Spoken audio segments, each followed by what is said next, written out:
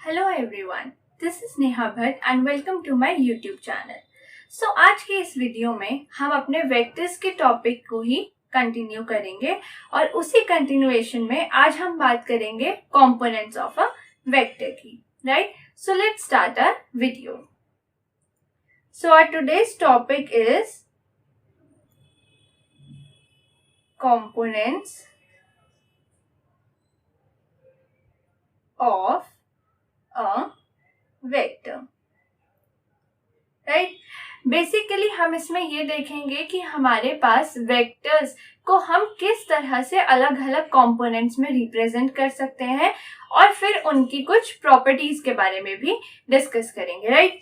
So let's start now. इसको समझने से पहले let's see one situation. For example, हमारे पास ये 3-डायमेंशनल एक्सिस का सिस्टम है। Now these are our 3 axis. For example, ये हमारी है एक्स एक्सिस, यहाँ पर वाई एक्सिस एंड ये हो गई जेड एक्सिस, ठीक है? अब इसमें अगर ये हमारे पास है ओरिजिन दिस पॉइंट, अब हम क्या करेंगे, हम यहाँ पर 3 वेक्टर्स डिफाइन करेंगे, राइट?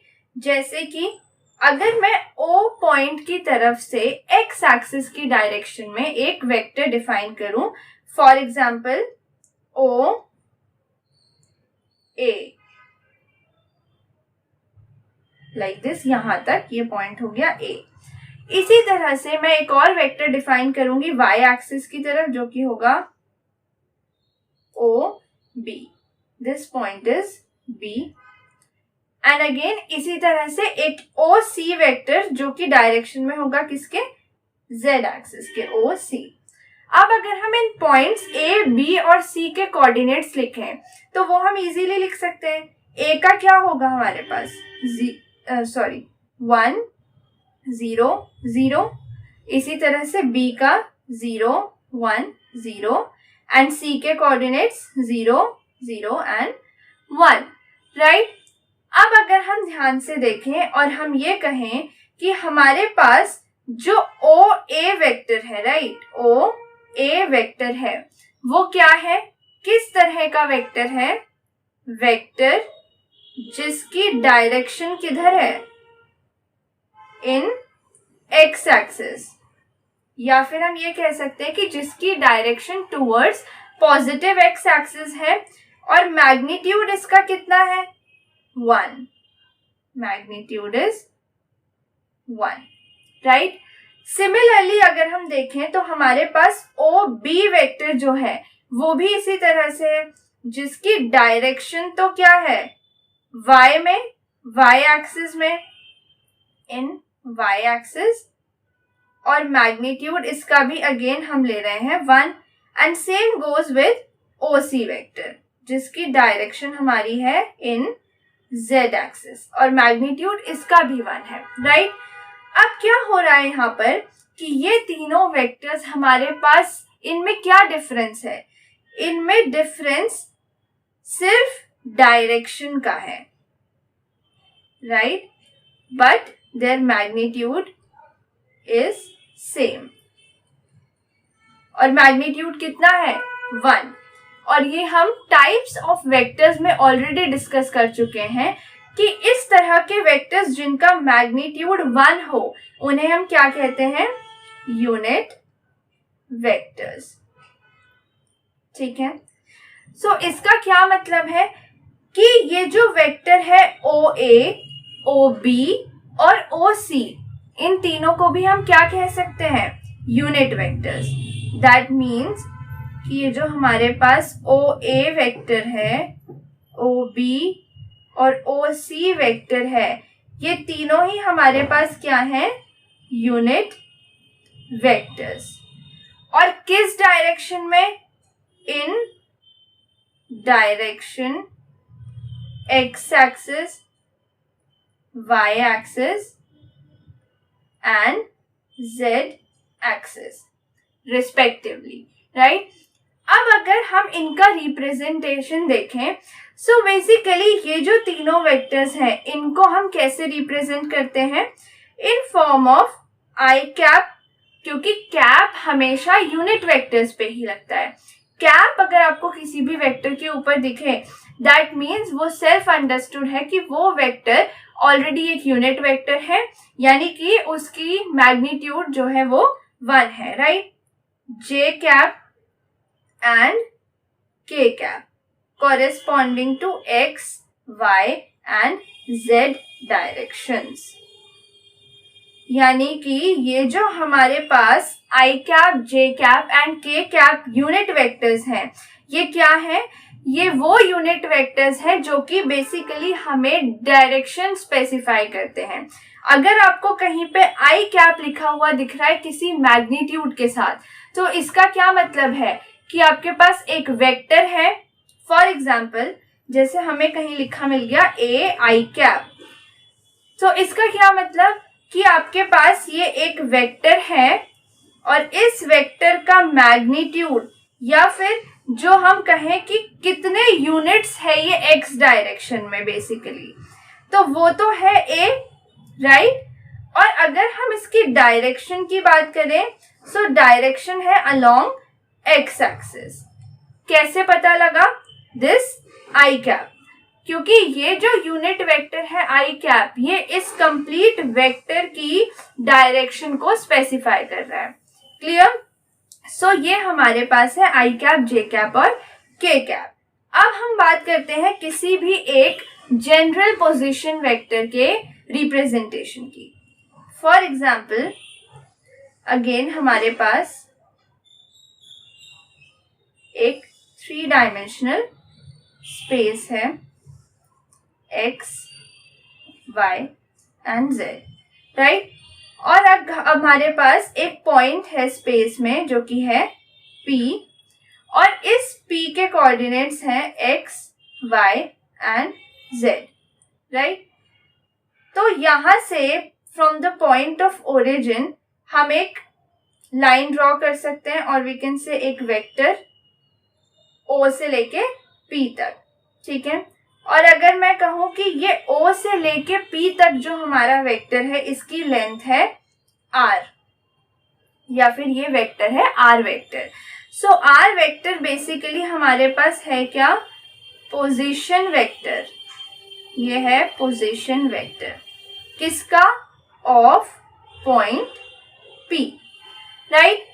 और किसी भी एक जनरल वेक्टर को या फिर किसी भी एक पोजीशन वेक्टर को हम कैसे रिप्रेजेंट करेंगे, R will be x i cap plus y j cap plus z k cap.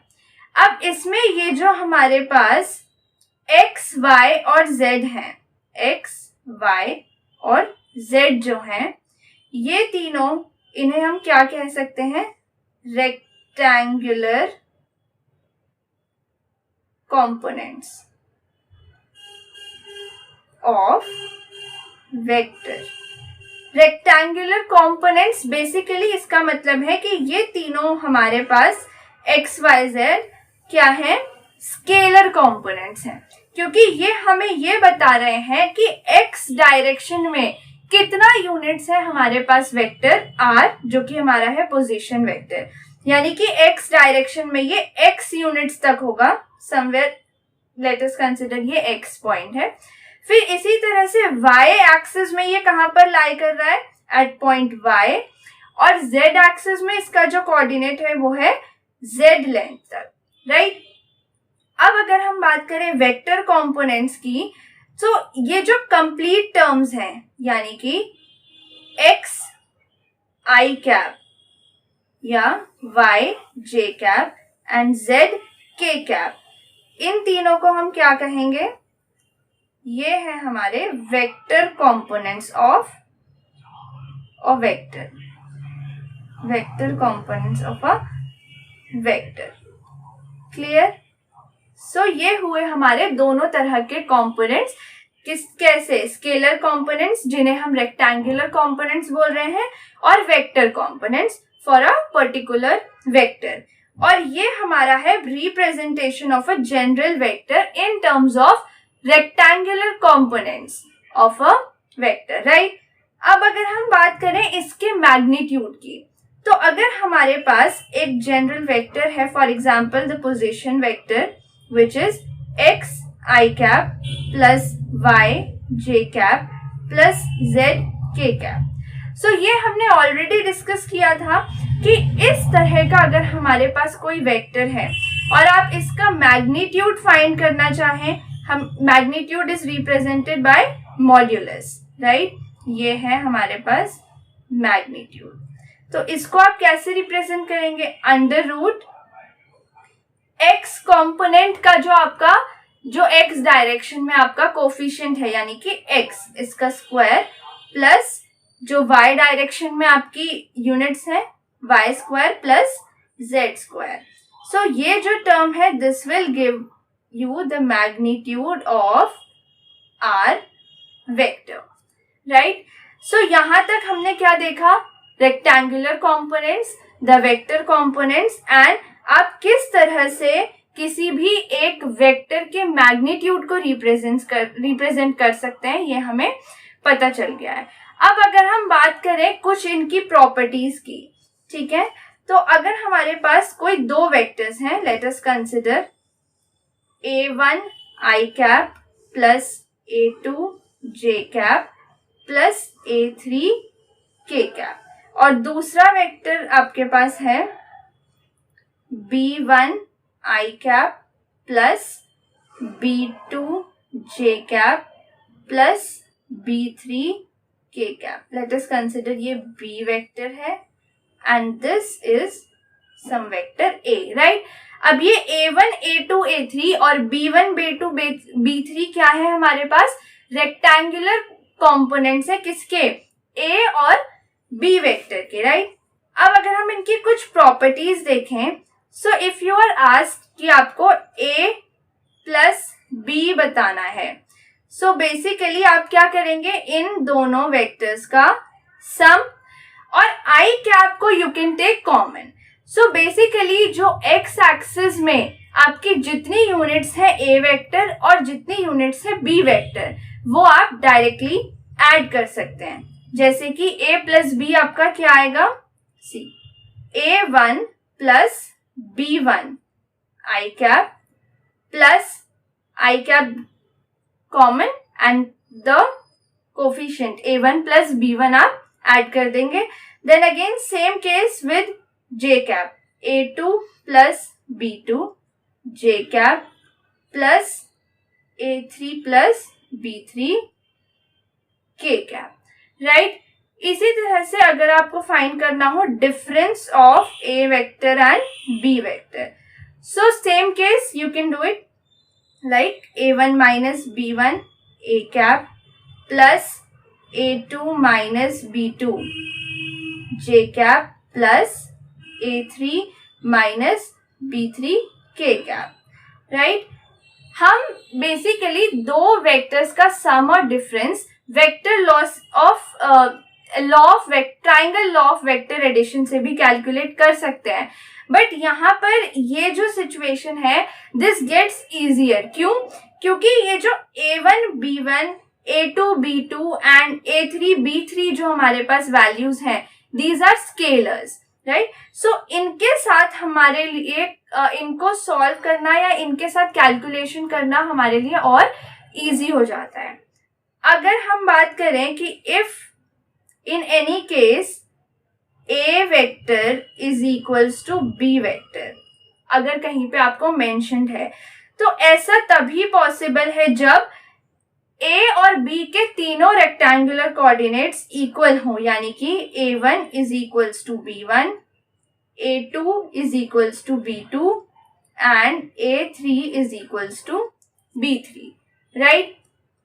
Now if you want to multiply a particular vector by any scalar, यानी कि आपके पास ये वेक्टर है फॉर एग्जाम्पल a और आप चाहते हैं क्या फाइंड करना? Lambda a, right. लैम्डा क्या है? एक कोई भी स्केलर हो सकता है, 1 2 3 a b c एनीथिंग।